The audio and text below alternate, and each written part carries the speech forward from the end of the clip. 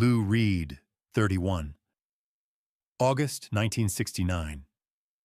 The stage lights were burning hot. The amplifiers were screaming feedback, and somewhere in the chaos of sound and smoke, Janis Joplin stopped mid-song and did something that froze 12,000 people in their seats.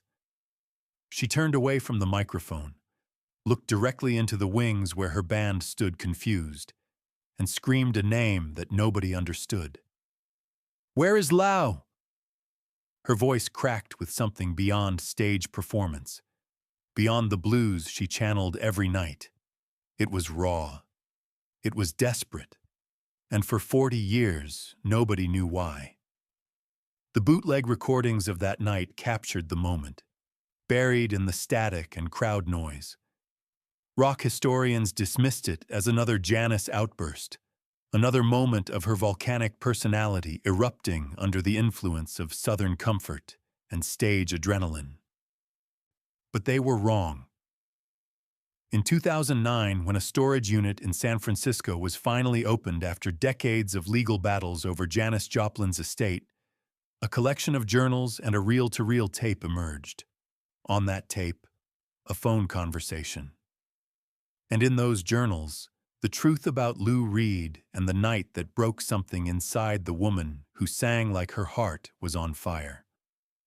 Before we dive deeper into this story, subscribe to our channel. We uncover the hidden moments that changed rock history forever. To understand what happened between Janis Joplin and Lou Reed, you have to understand 1969. The year sat at the edge of a cultural knife. Woodstock would define it for the masses. But beneath the flower power surface, something darker was brewing. The Velvet Underground had been terrorizing audiences in New York with songs about heroin and sadomasochism, while Janis was pouring bourbon-soaked soul into San Francisco's psychedelic scene. They represented two different Americas, two different rebellions.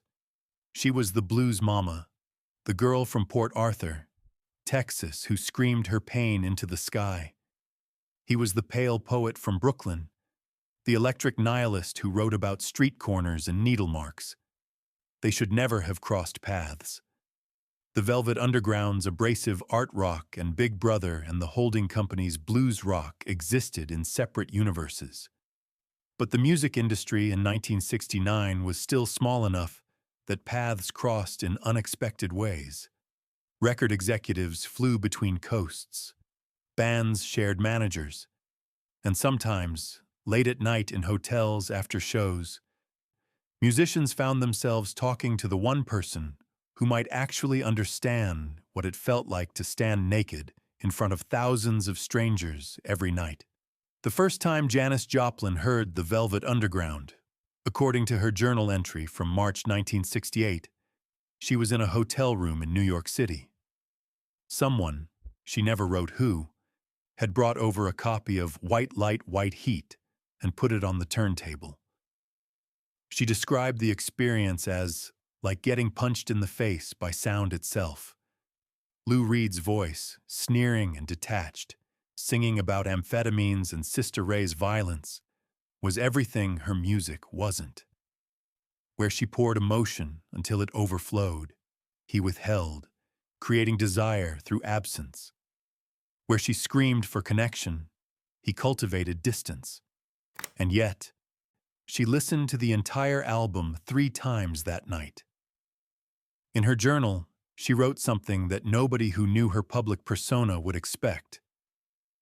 He understands the same thing I do, that you can't save yourself with music. You can only show people what drowning looks like.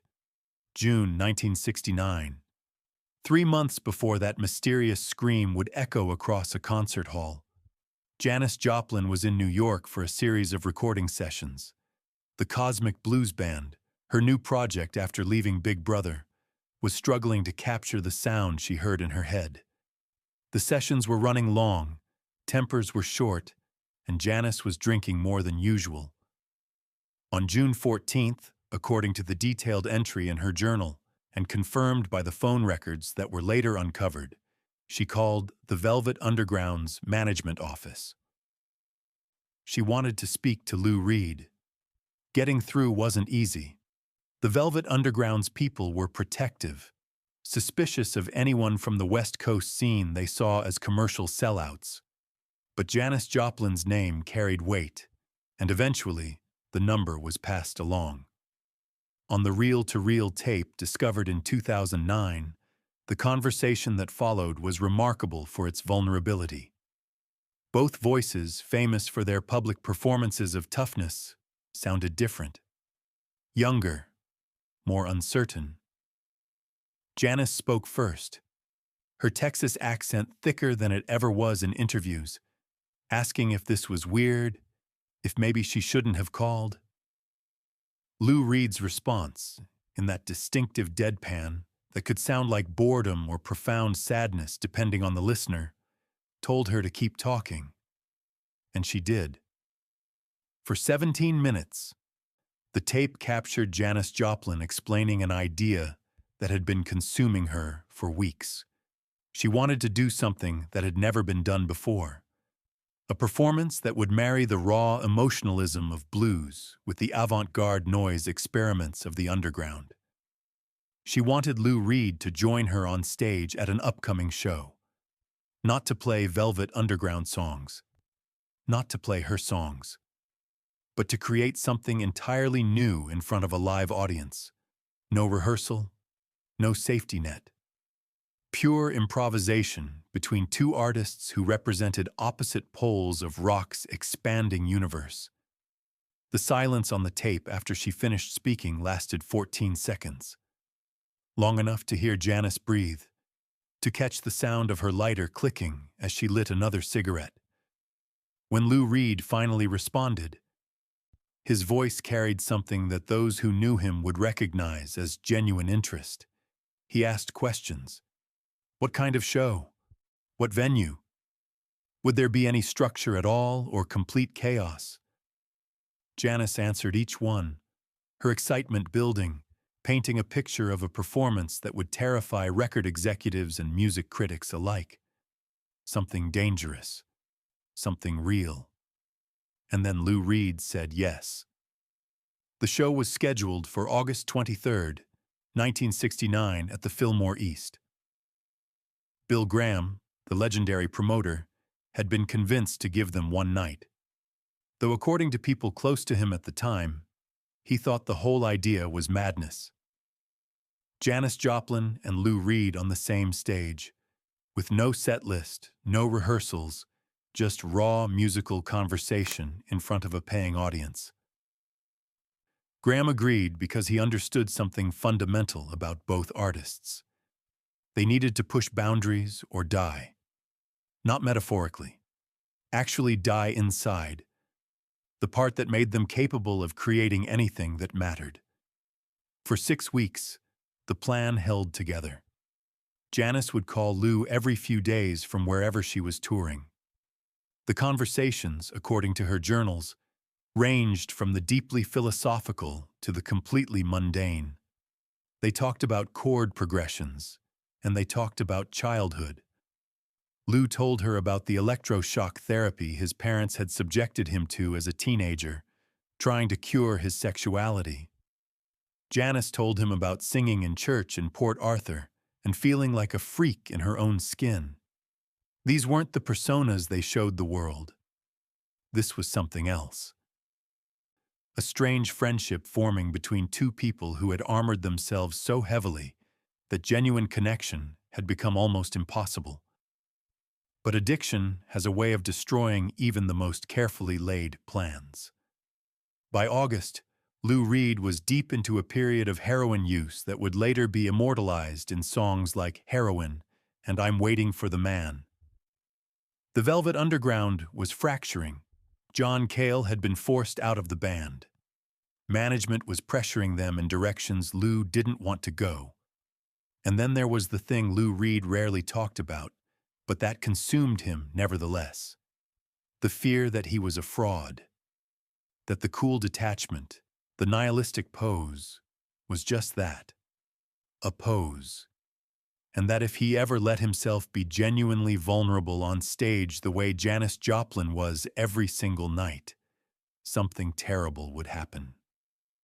He would crack open and nothing would be inside. On August 20th, 3 days before the scheduled Fillmore performance, Janis Joplin called Lou Reed's apartment for the last time. The reel-to-reel tape captures this call too, and it's almost painful to listen to. Her voice is different, sharper. She's been drinking, that's obvious, but there's something else. A desperation. She needs this performance to happen. Needs it in a way that goes beyond artistic ambition. The Cosmic Blues Band isn't working out the way she hoped. The critics are calling her a sellout. She's caught between the hippie scene that made her famous and a desire to evolve into something more complex. This performance with Lou, this collision of styles and souls, represents a way forward. A way to prove that she's more than just the girl who screams the blues. Lou Reed didn't answer the phone. His roommate at the time, a rotating cast of musicians and hangers-on from the factory scene, told Janis he wasn't home. She called back an hour later. Not home. She called a third time at 2 a.m. This time, someone picked up and immediately hung up. In her journal entry from that night, Janis wrote 4 words and then left the rest of the page blank. He's not coming. Neither am I. But she did come. August 23, 1969, Janis Joplin showed up at the Fillmore East. The audience didn't know anything about the planned collaboration. Bill Graham had decided not to advertise it, worried it might not actually happen. Smart move. Lou Reed never appeared. The Velvet Underground's manager called Graham 2 hours before showtime to say that Lou was sick. The word on the street later would be different. Lou was high. Lou was scared. Lou had never intended to show up at all. Different stories from different sources, none of them confirmed by the man himself, who would never publicly acknowledge the planned performance or his relationship with Janis Joplin. Janis went on stage anyway. The Cosmic Blues Band behind her, professional and tight, ready to deliver the kind of performance audiences expected. But something was wrong from the first note. People who were there that night, in interviews conducted decades later, all described the same thing. Janis seemed distracted. Between songs, she would stare at the side of the stage, at the wings where performers usually waited to come on. Her banter with the audience, normally electric and engaging, was scattered. She drank more than usual even by her standards, Southern comfort straight from the bottle between every song. 47 minutes into the set, in the middle of Piece of My Heart, Janis Joplin stopped singing. The band continued for a few bars before realizing she had stepped away from the microphone. The audience grew quiet, confused, and then Janis turned to face the empty wings of the stage and screamed, "Where is Lou?" The words were raw, unfiltered by any performance technique. This wasn't part of a song. This was something else entirely. A question aimed at someone who wasn't there. An accusation. A plea. A breaking point reached in front of 12,000 strangers. The band stopped playing. The audience sat in stunned silence. Janis stood there for what felt like an eternity, but was probably only 10 or 15 seconds. Then she turned back to the microphone, laughed like it had all been a joke, and launched into the next song with even more ferocity than before. The rest of the set was brilliant and terrifying, Janis pushing her voice until it seemed like it might shatter. When she walked off stage, witnesses said she went directly to her dressing room and locked the door. She didn't come out for 3 hours. The journal entry from August 23, 1969, found in that storage unit 40 years later, is only 6 lines long. But those 6 lines explained everything. Janis wrote about standing on stage and suddenly understanding that Lou Reed's absence wasn't just about one performance. It was about the impossibility of true connection between people who had built their entire identities around being wounded and unreachable. She wrote about screaming his name and realizing, even as the words left her mouth, that it wasn't really about Lou at all. It was about everyone who had ever promised to understand and then disappeared when understanding required actual vulnerability. The final line of that entry has been quoted in countless rock biographies since its discovery. "I called for Lou, but I was really calling for myself. The part of me that knows how to leave before being left." In the weeks after the Fillmore show, Janis tried to contact Lou Reed several more times. The calls went unreturned. The Velvet Underground was imploding in its own way, and Lou was navigating his own demons. In September, Janis went to Europe for a tour. In October, she returned to Los Angeles to record what would become Pearl. And on October 4th, 1970, just over a year after screaming Lou Reed's name from the Fillmore stage, Janis Joplin died of a heroin overdose in room 105 of the landmark Motor Hotel. Lou Reed never publicly commented on Janis Joplin's death. In the hundreds of interviews he gave over his 5-decade career, her name appears maybe 3 times, always in passing, always as part of a list of 1960s contemporaries. But people close to Reed during that period noticed something. After Janis died, he stopped using heroin for almost 6 months. It didn't last. The addiction would grab him again and again over the years. But for those 6 months immediately following her death, Lou Reed was clean. He never explained why. He never connected it to Janis. But the timeline speaks for itself. When the reel-to-reel tapes of Janis and Lou's phone conversations were discovered in 2009, the rock history establishment was stunned. Here was documented proof of a relationship nobody had known existed. A creative partnership that almost happened. A friendship between 2 people who seemed to have nothing in common but loneliness. The tapes were eventually donated to the Rock and Roll Hall of Fame after extensive authentication. Audio forensics confirmed the voices. Phone company records from 1969, painstakingly recovered, confirmed the calls took place. Music journalists scrambled to contextualize this new information. How had nobody known? The answer was simple. Both Janis and Lou were experts at compartmentalizing their lives. They collected people, experiences, and pain, but they rarely allowed those elements to mix. The Janis Joplin who called Lou Reed and spoke about her fears and ambitions was different from the Janis who partied with her band or gave interviews to Rolling Stone. The Lou Reed who answered those calls and engaged in genuine conversation was different from the Lou who cultivated an image of detached cool. Laurie Anderson, Lou Reed's widow, was interviewed about the tapes in 2010.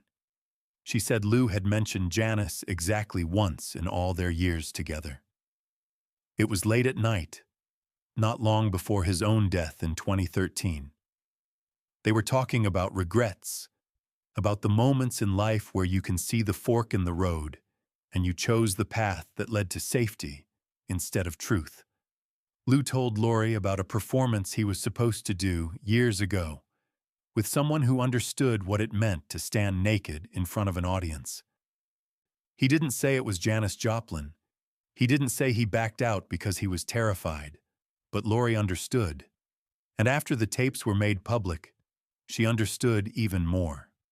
The story of Janis Joplin's scream from the Fillmore East stage has taken on a different meaning in the decades since those tapes were discovered. It's no longer just a weird moment in a bootleg recording.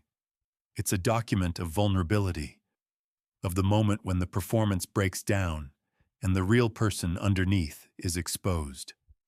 Rock music in 1969 was still figuring out how to be authentic. The previous decade had been about carefully crafted images, about performers who sang songs written by other people and projected personas designed by management teams. But the artists of the late 60s were trying to do something different. They wanted to be real on stage. The problem was that most of them had no idea what that actually meant. Janis Joplin knew. When she sang, she wasn't performing emotion. She was having it in real time in front of people. That's what made her so captivating and so dangerous to herself. Lou Reed knew too, but he approached it differently. He wrote about real things, dark things, taboo things, but he delivered them with detachment. The emotion was in the listener's response, not in his performance. These two approaches to authenticity should have been able to coexist, maybe even complement each other. But in 1969, with all the drugs and the pressure and the fear, they couldn't. The planned performance at the Fillmore East would have been remarkable. Two diametrically opposed approaches to rock music colliding in real time with no safety net. It could have been brilliant. It could have been a disaster. Most likely it would have been both. But it never happened because Lou Reed couldn't show up, and Janis Joplin couldn't stop screaming for someone who wasn't there. Music historians now view the Joplin-Reed connection as one of the great what-ifs of rock history. What if Lou had shown up that night? What if the performance had happened and it was transcendent? Would it have changed the trajectory of both their careers? Would it have given Janis a new direction to explore beyond the blues rock box she felt trapped in? Would it have forced Lou to confront his own emotional barriers earlier, possibly changing the course of his work with the Velvet Underground and beyond? These questions can't be answered, but they're worth asking because they remind us that rock history isn't just about what happened. It's about what almost happened, the performances that never occurred, the collaborations that fell apart, the moments of connection that were severed before they could become something more. There's one more tape in that collection from the storage unit. It's dated September 1969, a month after the Fillmore incident. Janis Joplin is calling from London, where she's in the middle of a European tour. The sound quality is worse, the connection crackling with transatlantic static. But the voice is unmistakable. She's calling the Velvet Underground's management office again, not looking for Lou Reed this time. Looking for an address. She wants to send him something. The woman who answers the phone is polite but firm. Lou doesn't want to be contacted. The message is clear. Whatever connection had been forming between them is over. Janis doesn't argue. She thanks the woman and hangs up. On the tape, you can hear her sit in silence for a moment. Then she lights a cigarette. Then she starts to hum. Not one of her songs. Not one of Lou's. Something else entirely.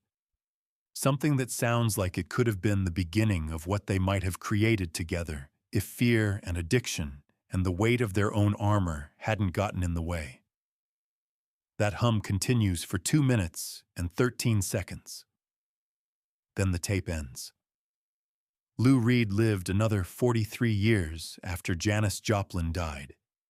He made groundbreaking albums. He influenced generations of musicians. He eventually found love with Laurie Anderson and something resembling peace in his final years. But in all those decades, in all those interviews and concerts and recordings, he never once explained why he didn't show up that night at the Fillmore East. The official story, if you can call silence an official story, is that he was sick. But the tapes tell a different truth. He was terrified. Terrified of being seen. Terrified of the vulnerability that Janis demanded from herself and from anyone who wanted to create with her. The discovery of the Joplin-Reed tapes in 2009 changed how we understand both artists. Janis Joplin is no longer just the tragic blues mama who died too young. She was also someone actively trying to evolve beyond the expectations placed on her, searching for collaborators who could match her emotional intensity while challenging her artistic assumptions. Lou Reed is no longer just the cool New York poet of the underground. He was someone who understood connection and vulnerability, but couldn't always act on that understanding, someone who let fear override possibility. Their story is ultimately about the cost of self-protection. Both Janis and Lou built walls around themselves, using music and drugs and carefully cultivated personas to keep the world at a manageable distance. But walls that keep danger out also keep connection out. The performance they planned was an attempt to tear down those walls, at least temporarily. When Lou backed out, he was choosing safety over risk.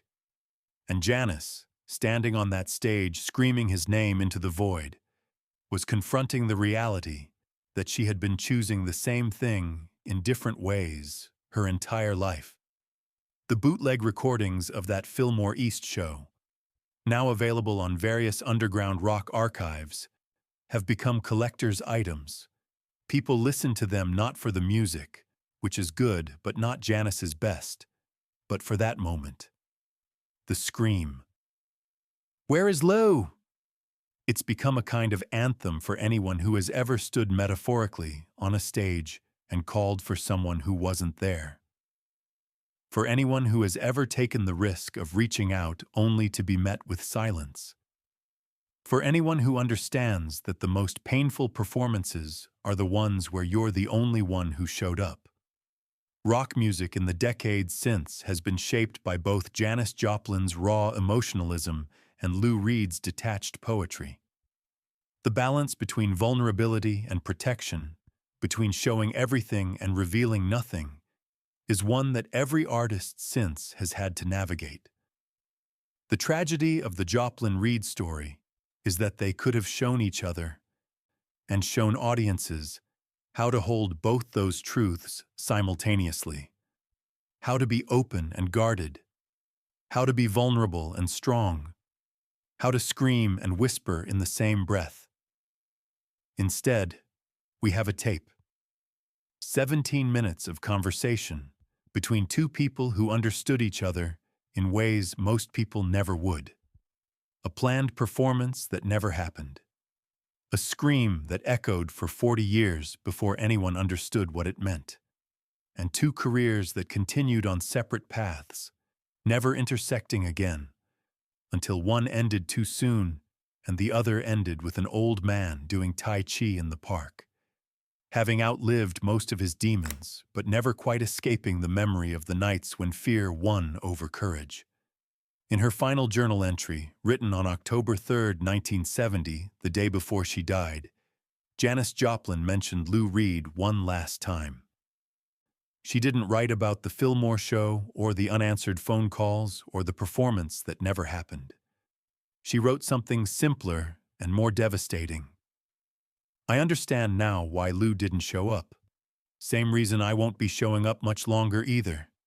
We were both looking for permission to disappear, and we almost gave each other permission to stay instead. Almost.